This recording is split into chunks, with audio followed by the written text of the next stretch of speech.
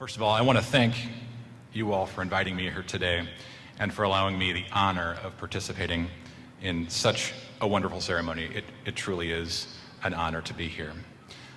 I'm not really going to stand here and pretend that I possess all the secrets to life and success and careers. I don't have a lot of those answers. I'm still looking for them. So instead, I'm going to spend the next hour and a half giving you 84 reasons why student loan interest rates should be tied to Treasury bonds. Who's ready? All right, good deal. Seriously though, instead of acting like I have the answers, I thought it would instead be cool with you to share my top 3 mistakes since leaving Heartland Community College. This is in hope maybe that you will leave here not making the same mistakes I made, and you can see from the error of my ways.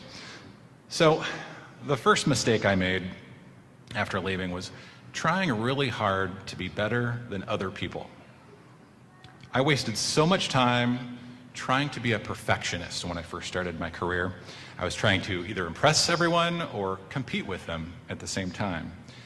My advice to you is don't focus on being perfect compared to others. Focus on being the best you and believe in you. I actually learned this lesson. I learned how to believe in myself here at Heartland Community College, but somewhere along the way, I lost it. So let me take you back to that time when I first arrived here. You see, I'm kind of a moron, and that's okay. There's lots of morons here, probably, right?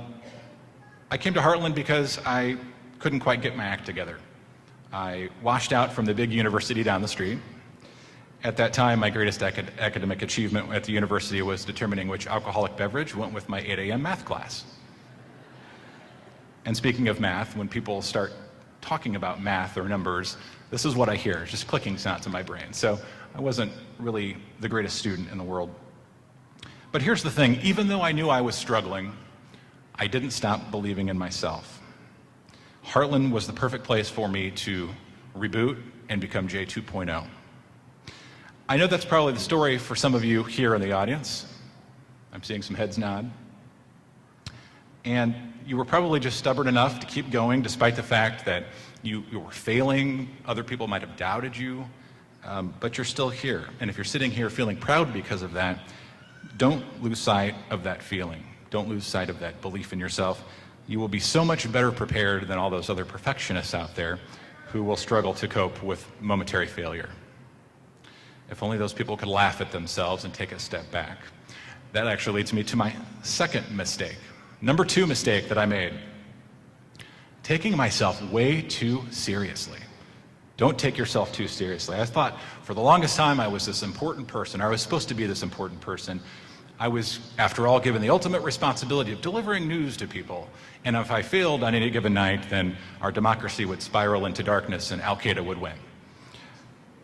No matter where you go after today, don't take yourself too seriously. It's not worth it. The only person I want to be taking anything seriously is a surgeon who's about to remove my spleen.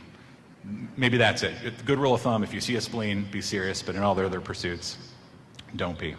A few years ago, I learned this lesson. I had a moment of truth. I was in a very important meeting in Washington, D.C. I was a couple blocks from the White House, and I was, just star-eyed.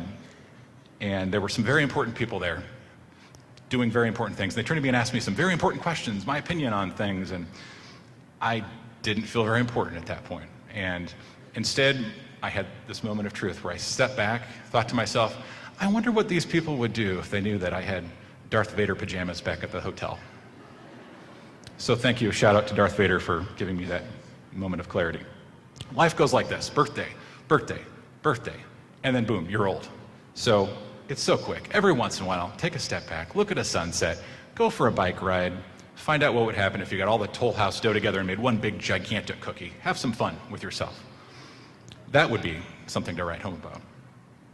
And speaking of writing, I want to talk to you about my last great mistake.